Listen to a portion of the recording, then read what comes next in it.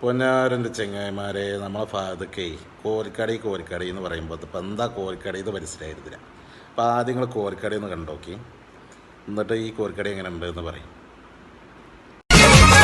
അബുജഹലിൻ പടവന്നാനെ പതരക്കളമിൽ നിറനിന്നാനെ കോണകൾ നടികളുമുണ്ടാനെ പിന്നെ കോപ്പുകൾ പലവക കണ്ടാനെ. അബുജഹലിൻ പടവന്നാനെ പതരക്കളമിൽ നിറനിന്നാനെ കോണകൾ നടികളുമുണ്ടാനെ പിന്നെ കോപ്പുകൾ പലവക കണ്ടാനെ.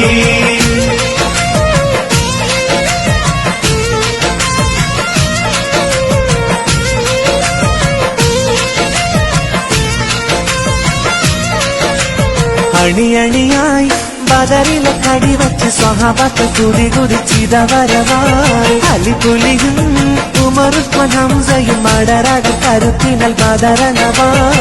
അണിയണിയായി ബദറിലെ കടിവച്ച് സ്വഹാബത്ത് കുതികുതിച്ചിതവരവായി അലിപുലിയും ഉമറുസ്മാൻ ഹംസയും മടരട കരുത്തിനൽ ബദരണവായി.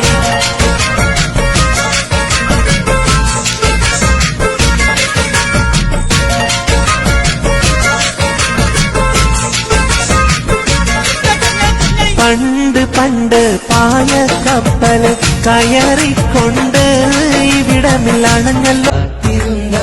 മുഹബത്തിൻ കസിവാതിൽ തുറന്ന് കാലിമ്പം തൂടിക്കൊട്ടും മംഗളരാവണിന്ന് മംഗളരാവണിന്ന് പൂത്ത മലരിലെ നേർത്ത പരിമളം കോർത്തുവണ്ടാൽ ചാമൈന്ന് പൂരണത്തികമൊത്തൊരു പന്തലിൽ മാരൻ വന്നാണിന്ന് മാരൻ വന്നാണിന്ന്.